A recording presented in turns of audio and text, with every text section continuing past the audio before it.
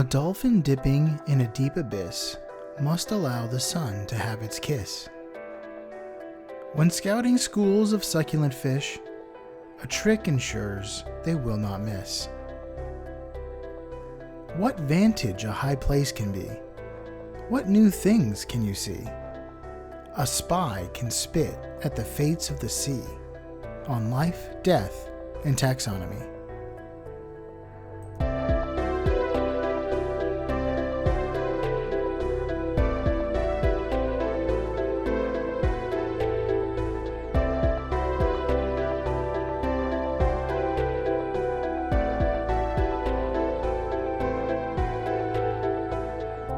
Welcome back to Life, Death, and Taxonomy. It's your 30 minutes of interesting animal information. I'm Joe. And I'm Carlos.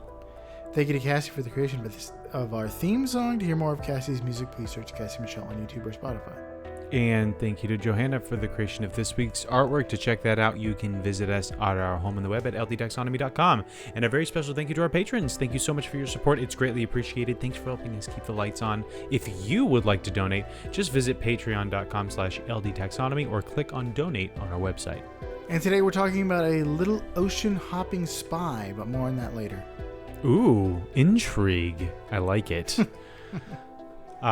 Yes, we are talking about the Irrawaddy dolphin. Passamaquoddy dolphin. What does that mean?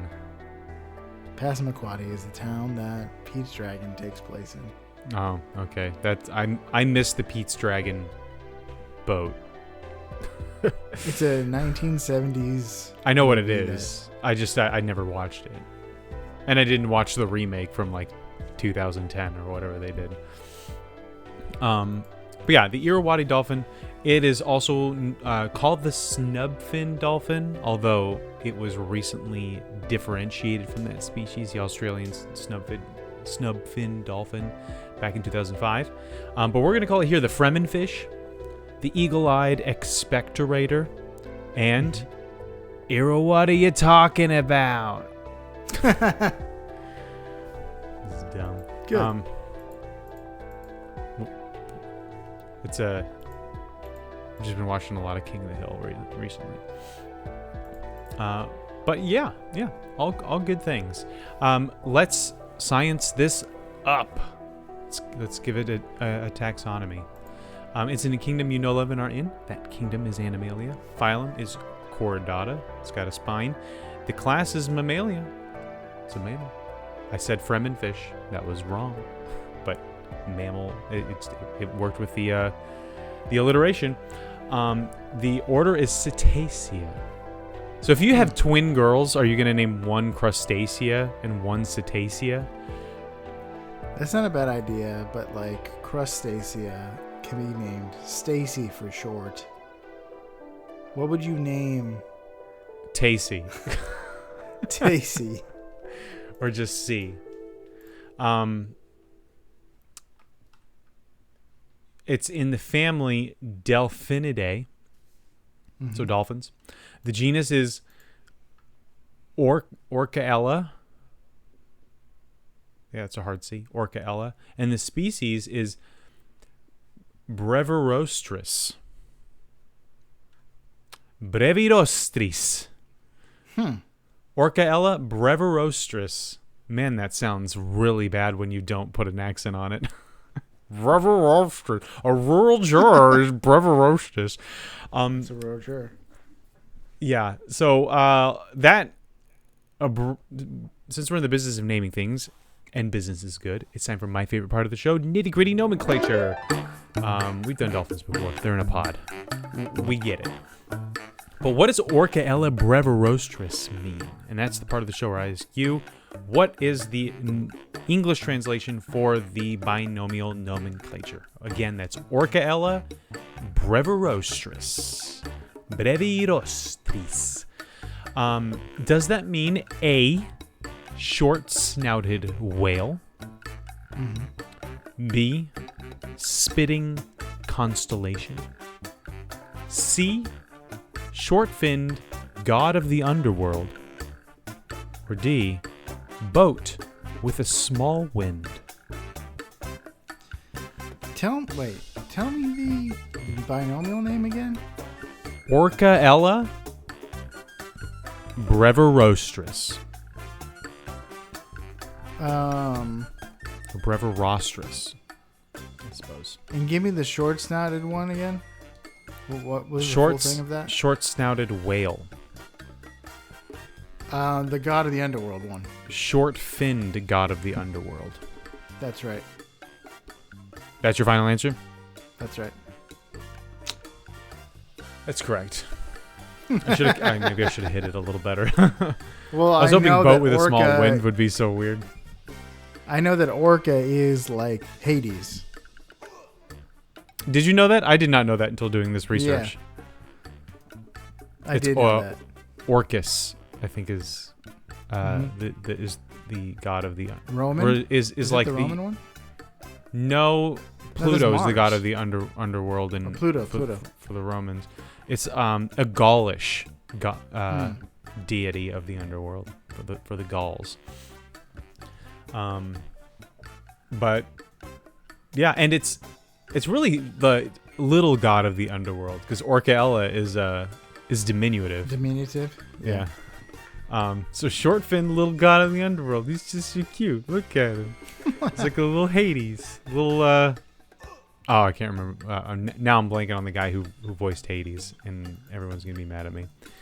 All right. Let's talk about what this guy looks like. Okay. So imagine a dolphin that is going against the grain. Goes against the ocean's high fashion. Has decided instead to become handsome Squidward. Rounded, shiny, and snub-nosed. This is a dolphin. It is a dolphin. I was looking up the difference between dolphins and porpoises, and it is a dolphin. But it looks more like a beluga whale, or a pilot whale, than it does a dolphin. And its closest relative is the orca, oddly enough. It has a light bluish gray body. It's counter-shaded, lighter underside, darker top. So that helps it blend into those coastal waters. But it has this signature rounded, blunt head with almost no beak, which is characteristic of porpoises. In fact, that's usually the difference between a porpoise and a dolphin is the presence of that beak, like the bottlenose dolphin beak. And its head has its melon. We've talked about the melon because we've talked extensively about how dolphins use echolocation, and that's the melon is part of how they take in sound and how it reverberates inside the melon, and for them to triangulate positions. And this is just particularly pronounced in the Irrawaddy dolphin. But it's the thing that makes it a dolphin is the fact that it has this triangle-shaped dorsal fin. It's very small, and it's like near the back of the animal. But porpoises usually either don't have a dorsal fin or it's very rounded. And that's pretty much the difference between this and a porpoise. And in fact, it's often confused with the finless porpoise. And the way you can tell the difference is this one's got a fin or a dorsal fin. They have pectoral fins, and those are like oar-shaped and help them to steer. And they have a unique blowhole. Well, it's unique at least to dolphins and porpoises. It's not quite at the center. It's a little off-centered to the right, and it's angled like forward instead of straight up, like dolphins and porpoises. And they also have a flexible neck. This allows all other dolphins and porpoises are like Michael Keaton's Batman. Like they like their shoulders like Darth Vader. Like they can't move their neck. Their shoulders and everything have to go with them if they want to look to the left or right. But not the Irrawaddy dolphin. It can bend its neck around. It also makes it look more like a sock puppet than dolphins and porpoises. So there's that benefit as well. It's always good to look like a sock puppet in the ocean. Mm-hmm. And they have a mouth full of 40 cone-shaped teeth in its derpy grin.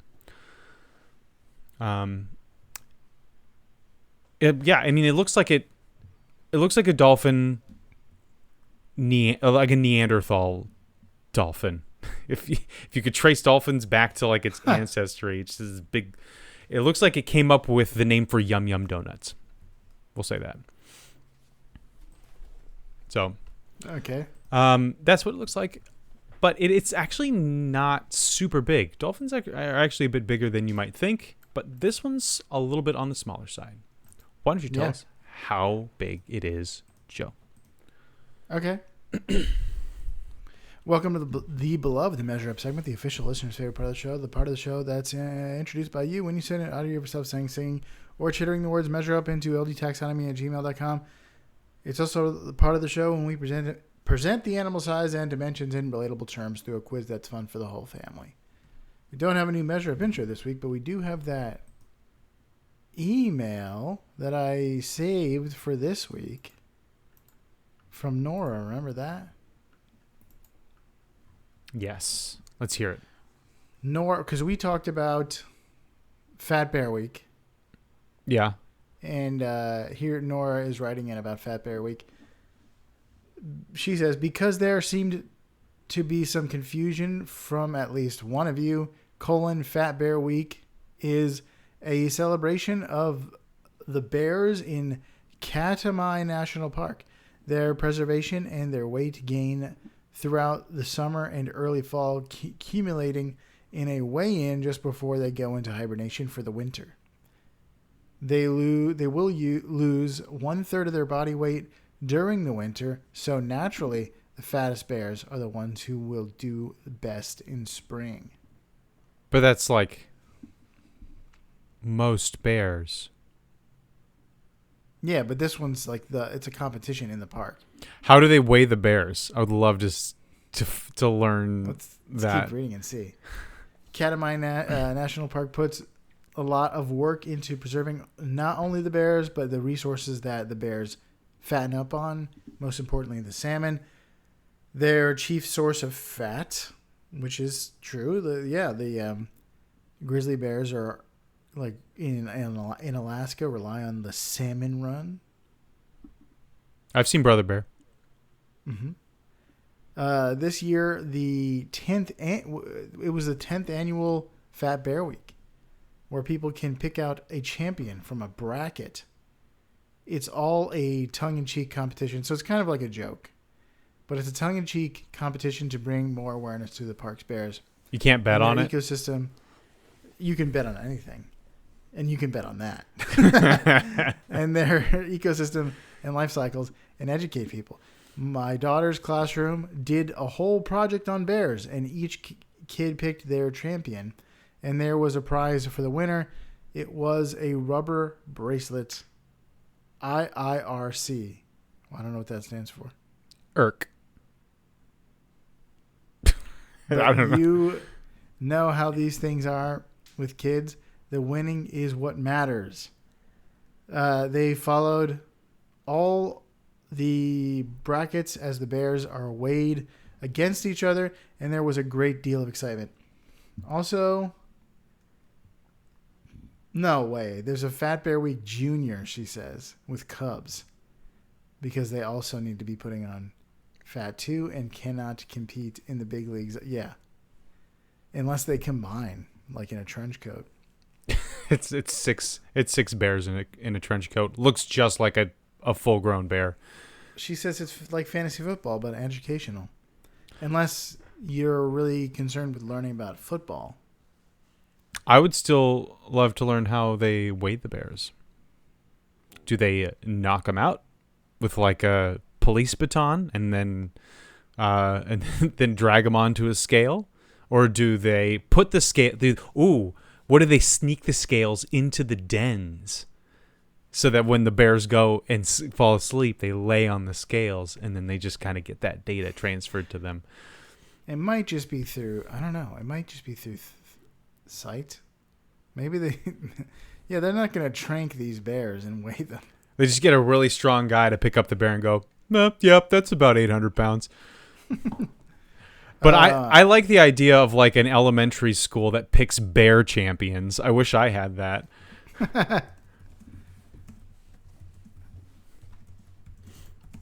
How do they weigh the bears? Are you Generally we're weighed gonna in find spring, find that up now? Using a pulley system. It involves a helicopter and tranquilizing the bears. Not sure if this is unnecessarily stressful for bears. Well, unless they need to weigh them for other reasons. Oh, they were doing it anyway for research purposes, and then they're like, we might as well make it like a regional competition out of this. Anyway, if you want the bears to fatten up, then Yum Yum Donuts, guys. Yum Yum Donuts.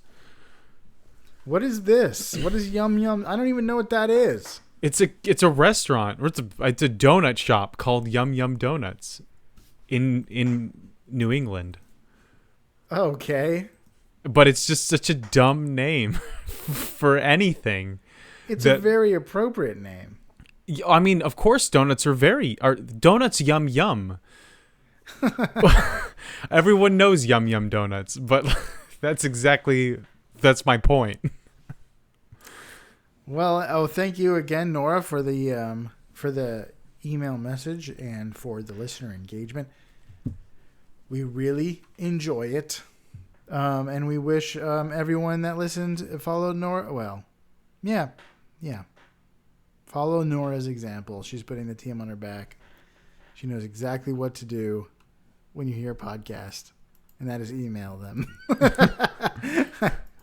Let them know you're here. I've been more listening to Horton Hears a Who, because it's playing in our van for the kids, and I've just been hearing that over and over and over again. It's relevant to this show. It's a lot of animals in that one, but we just I'm ready for a different one. Ready for a different movie to be playing. But are you ready for Measure Up? Oh, it's finally Measure Up time. Let's do it. It's yes.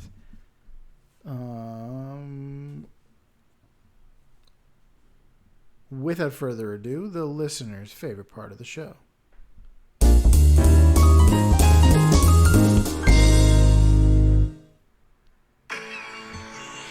Hasn't changed since I was a kid. So we're hanging out. Pretty sweet, huh? Yeah. Your granddad used to bring me here. There they are. That's amazing. That's your favorite one right there. Bernie. I heard a lot of things that probably weren't a dolphin, but then I heard one thing that probably was a dolphin. The clicking was a dolphin. They said the name of the dolphin. Do you know the name? Did you catch that? No. Is it Flipper? It's Bernie. It's Bernie the dolphin. The beloved children's show movie. Bernie the dolphin. Yeah, total. Is that? Do you have a weekend at Bernie's? They seem to be on a trip, so maybe they're spending the weekend. It's the family fun adventure to 2018 Bernie the Dolphin. Kevin Sorbo's in this. You're saying words, and You know I who don't Kevin understand. I Sorbo don't is? understand the words. You don't know who Kevin Sorbo is? No, if he's in 2018 family-friendly dolphin-oriented movies, and if that's his niche, then I probably don't know who he is. His niche, I guess, is Hercules. He's Hercules? Hercules. Yeah. Oh, he's probably... Hercules in the TV show, 1990s TV show. Not the movie. That's two Hercules references in this episode about a dolphin. Yeah. I had a lot of trouble finding a dolphin character. If you don't have one in mind and you just type in dolphin characters, it's hard to find them. Yeah. Off the top of my head, I can't think of any like talking dolphins. They're suspiciously left out of like Finding Nemo. Oh no, there is a talking dolphin in Finding Nemo. When they're all like relaying the story that Marlin tells the turtles, and it makes it all the way to Jeffrey Rush's character. At one point, there are dolphins that are diving in and out and kind of telling the story as they jump. So that would have been the. They don't have any names.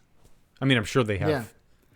Yeah. In Finding Nemo, there's no like main character dolphin. They're all fish and turtles, and they're everything but dolphins. The most famous one I can think of is Flipper. No, I guess the most famous one I can think of is the Miami Dolphins mascot. What about the dolphins from the beginning of The Hitchhiker's Guide to the Galaxy? Oh, yeah, okay. They have a lot to sing about. That's true. So long and thanks for all the fish. That movie was not good. I know people love that. I do not think that movie's any good. It's not very good. I agree, but it's very entertaining and super star-studded. If you're 14, it's great. If you're 14, offense taken. Then, well, you were probably 14 when you saw it. I watch it every once in a while. But I know, but the first time, and it gets super weird in the middle, and it gets really sacrilegious about 2/3 of the way through with John Malkovich's character. You get rid of it. I'm sick of it. And then there's the show, the BBC show from like the 60s, and that's even weirder. The Princess Bride is to homeschoolers as Hitchhiker's Guide is to dorks. Goodness, how do you really feel about Hitchhiker's Guide to the Galaxy? To me, it was always like a Monty Python thing where like I watched it and I was like, that was good. I'm not like rolling over laughing like everyone else seems to be. But sure. Like I'd watch it again. But it's not like a cultural touchstone to me. But because it has become a cultural touchstone, I reference it a lot. Yeah. I guess I didn't see it until I was an adult, and that's just no good. I read part of the book, and I had friends that... Actually, the same friends that were obsessed with Monty Python were the same friends that tried to get me to read The Hitchhiker's Guide to the Galaxy. Anglophiles. Or just people that think that Charlie Chaplin is an interesting watch. Charlie Chaplin? Yeah. What's the thread? They were all theater geeks. So the whole physical comedy aspect of Monty Python and that kind of like very dry British humor, even though Charlie Chaplin, I don't think he was British. Now I hope they like the ends of Frasier, the last 2 minutes of Frasier that include David Hyde Pierce. Every episode that includes David Hyde Pierce in the last 2 minutes of Frasier is peak physical comedy. The last 2 minutes? He's in every episode. Yeah, I mean, the last 2 minutes of a Frasier episode is like usually a silent like scene. Oh, of him trying to get something done. Over it. Yeah. Yes. I see. Either that or the dog. Yeah. It can be any of the characters can appear in it, but the best ones have Niles in it.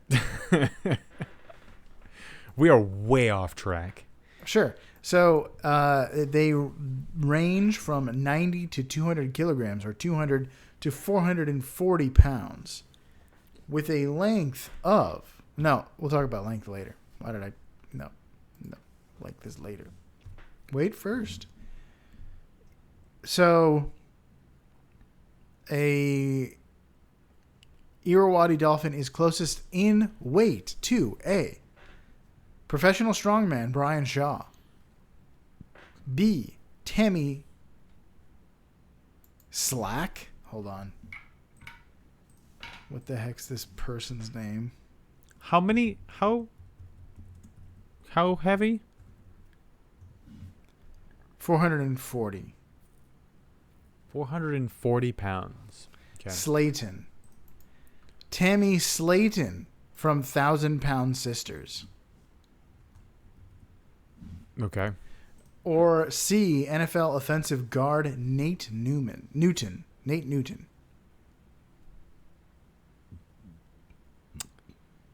I'm gonna go with Tammy. B, Tammy Slayton. Yeah, sure. Why not? I have no idea. So The correct answer is professional strongman Brian Shaw. He's 440 pounds. oh, Tammy Slayton is in the 700 range, and Nate Newton is 400 pounds, which is huge for an athlete. 700 pounds. Yeah, she's from the 1,000-pound sisters. She says, "Try being my size, Amy. You don't know how it is. There are some things you can do." Is that another cultural touchstone that I've missed out on? 1,000-pound sisters, of course it is. She's lost a lot of the weight, by the way. So Bibby watches My 600-Pound Life, so I've seen more of that than I care to. But so if in 1,000-Pound Sisters, is it like she's 700 and then her sister's 300, or are they at least 1,000 pounds? They're over 1,000 pounds together. I see. Yes, that's how it works. I was hoping that would confuse you. Like there was no confusion necessary. It was a shot in the dark, no matter what. So they have a length of 2.3 meters or 7.5 feet at full maturity. They can also reach a maximum recorded length of 2.75 meters or 9 feet. One male in Thailand was measured at 9 feet. So let's go with 9 feet. 9 feet. Ooh. We're breaking the tradition. We're not going the upper end of average. We're doing max. No. This dolphin, this Thailand dolphin, is closest in height to A, Robert Wadlow, B, John Rogan, or C, John F. Carroll. Robert, the first one. Robert Wadlow? Yeah. Final answer? Yes. The correct answer is Robert Wadlow. Yeah, I remember. Robert rang a bell as the tallest guy ever. These are the 3 tallest guys ever, and Robert is the tallest. He's 8'11". Was 1 inch shy of 9 feet. Yeah, unfortunately, people that tall sometimes they develop some. I think he died really young. He had just some complication. That was like back in the 30s or something like that, right? Yeah. There's a picture of him next to like 2 regular sized women, and it's like they come up to his thighs. It's yes, and like normal sized men come up to his hip height. That is incredible, and I wouldn't wish that upon anyone. He died in 1940. Whoa. Look at me. I'm the expert on tall guy. I managed to remember that from I don't know how many years ago that I looked up pictures of the tallest guy and what happened to him. Either that or it was in Ripley's Believe It or Not. It was. I think there's like a wax figure of him. There's a wax figure of the heaviest person. I think he was over 1,000 pounds. Do you have any fast facts before we get into the major fact? I do. So you mentioned Thailand. The Irrawaddy dolphin is found in the coastal and freshwater areas of Southeast Asia, from the Bay of Bengal to the Mekong River. It prefers shallow, warm waters, especially near rivers and estuaries. And Irrawaddy dolphins are social animals. They mate seasonally. And they live in smaller groups, though, with rarely more than 6 dolphins to a pod. They are carnivorous. They eat fish and crustaceans. This is pretty common dolphin diet. They are pretty. They are generalists. They kind of eat whatever they can. That's that puts it in the carnivore category. And they use echolocation to navigate and to find their food. And they communicate also through these clicks and creaks and squawks and squeaks. And they have to keep an eye out for sharks and humans, of course, like most animals do. They can live up to 30 years in the wild, as long as they can avoid things like, nets and boats and sharks and other hazards. So I'll leave it at that. So I just found out that Wadlow was 339 pounds. That's 439 pounds. It's a lot of bones. He was the exact height, length, and weight of as a dolphin. I doubt that the longest dolphin no, he was 1 pound lighter and 1 inch shorter. But I doubt that the 440 pounds is the average weight. True. That's so the I average. bet you that long dolphin was like 500 something pounds. Yeah. I know. It was almost perfect. He could wear, if he had worn an Irrawaddy dolphin costume, he would have been indistinguishable from other Irrawaddy. The dolphin. Yeah. Yeah. So Irrawaddy, here's the fast facts. I call it spy hopper. Irrawaddy dolphins have a unique ability to squirt streams of water up to 1.5 meters or 4 feet and 11 inches.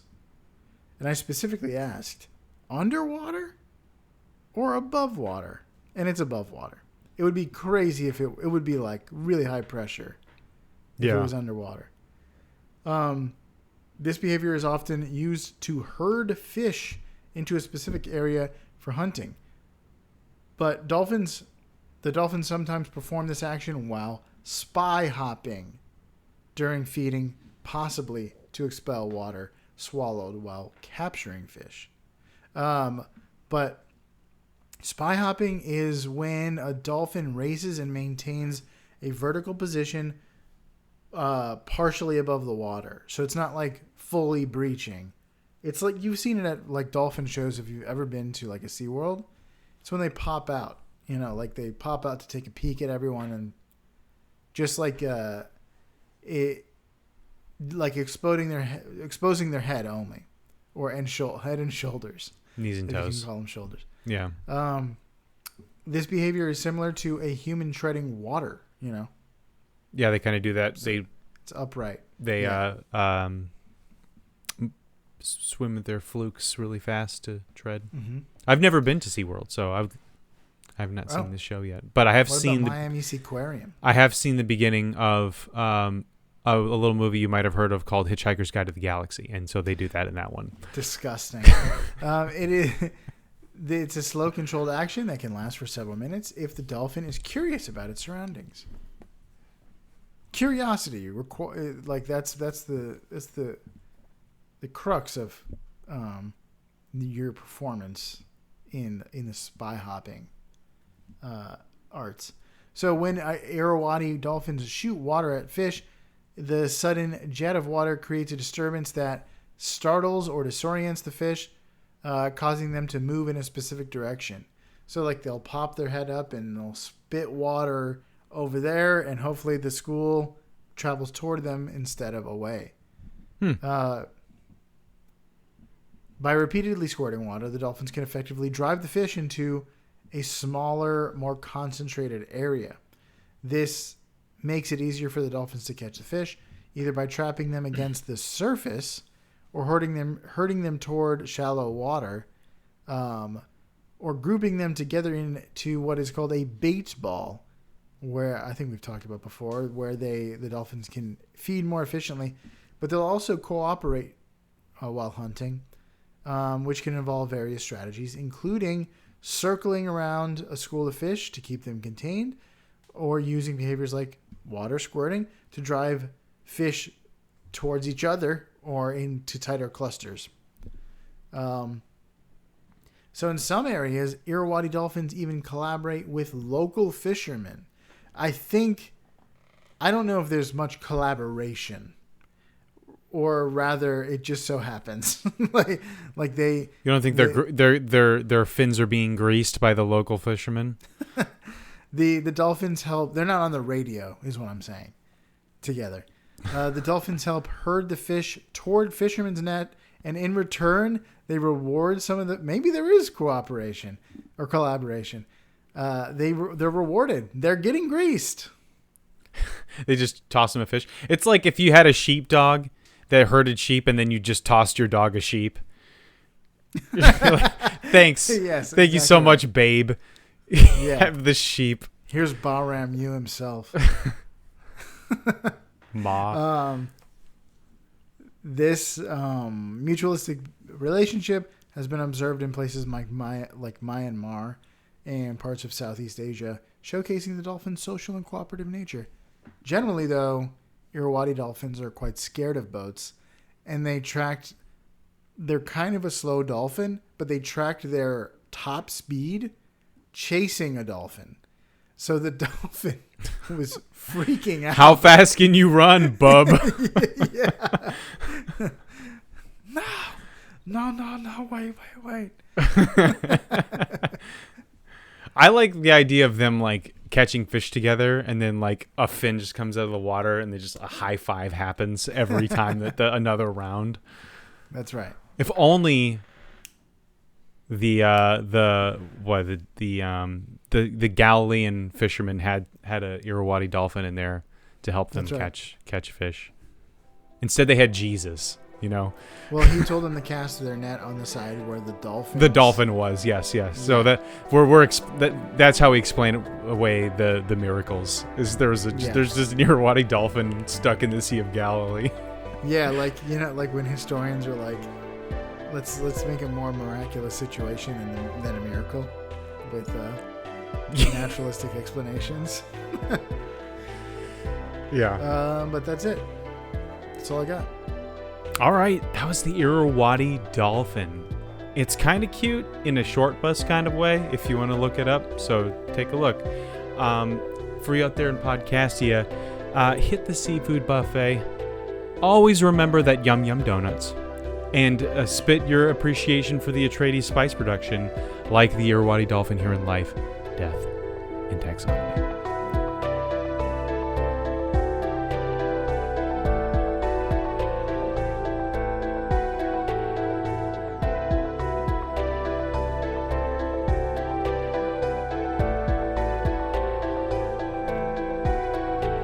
Hey Taxonomy Titans, I just want to remind you that we now have a Patreon. Patrons can see full video episodes and get shoutouts on the show. But ultimately, it's a way for you to help us cover some costs and get even better. Still, reviews are the best way to help us grow. So if you haven't left one yet, we'd really love to hear from you. As always, thanks for listening and engaging.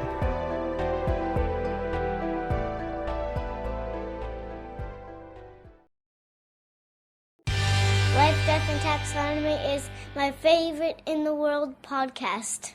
I lost it. What does that mean, the spice one? What's the spice I called it the Fremen fish because the very first time you meet a Fremen in the new Dune movie, he spits on the ground, and that's the first thing I thought of.